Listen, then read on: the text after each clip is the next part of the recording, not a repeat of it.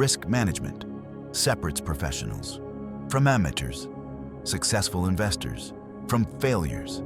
It's not about maximizing gains. It's about surviving long enough for gains to compound. First rule, never lose. Money. Second rule, never forget. First rule, Warren Buffett said this. People laugh, think it's joke. It's not. Preservation before growth. This is wisdom. This is priority.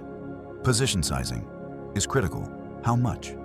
To invest in single asset, single position, this determines risk exposure. Get this wrong, one bad trade can wipe out months or years of gains. The 1% rule, risk only. 1% of portfolio per trade. Portfolio worth 100,000, risk 1,000. Maximum per position. This limits downside dramatically while allowing upside. This seems restrictive, but math is compelling.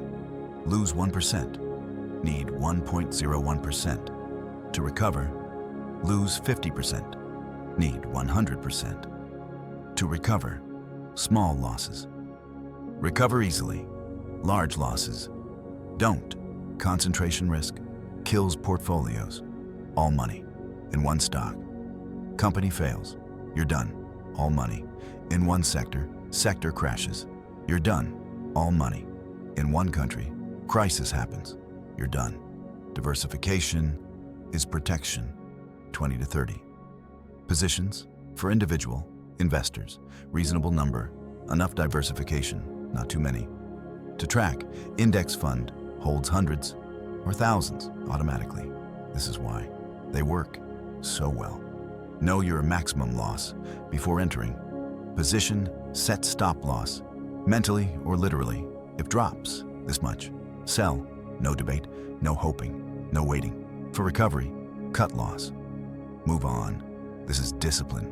Stop losses should be below purchase price, usually 5% to 10%. Depends on volatility.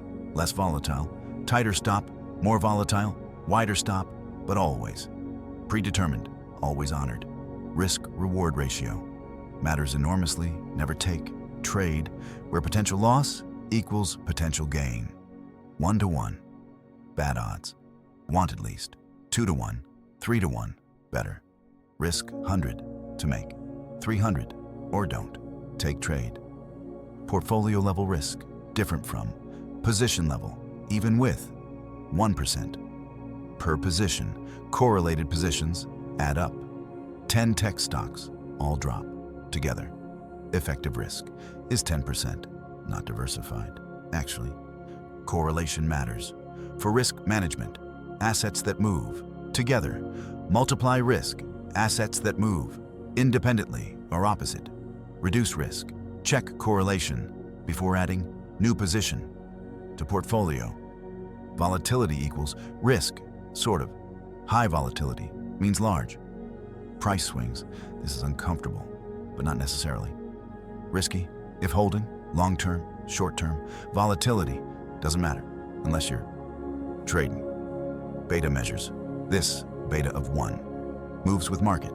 Beta of 2 moves twice as much. High beta, more volatile, more risky. No beta of your holdings, adjust position, size accordingly. Leverage amplifies everything, including risk. 2x leverage, doubles gains, doubles losses. This is dangerous for most investors. Avoid leverage until expert. Even then, use sparingly, carefully. Black swan events happen, unpredictable, catastrophic. 2008, COVID crash, 9/11. These cannot be predicted, but can be prepared for through diversification, through stop losses, through position sizing. Risk capacity versus risk tolerance. Capacity is how much loss you can afford financially. Tolerance is how much loss you can handle psychologically. Both matter. Know both. Invest accordingly. Young person, high income, high capacity. Lost investment, still recovers. Retiree, fixed income, low capacity, lost investment, disaster, adjust risk to capacity, always. Sleep test is practical. If portfolio movements keep you awake, too much risk, reduce position, sizes, increase bonds, whatever needed to sleep well. Life is short. Don't sacrifice health for returns. Risk management is not about avoiding risk. It's about taking right amount of risk for your situation, your goals, your temperament. Get this right.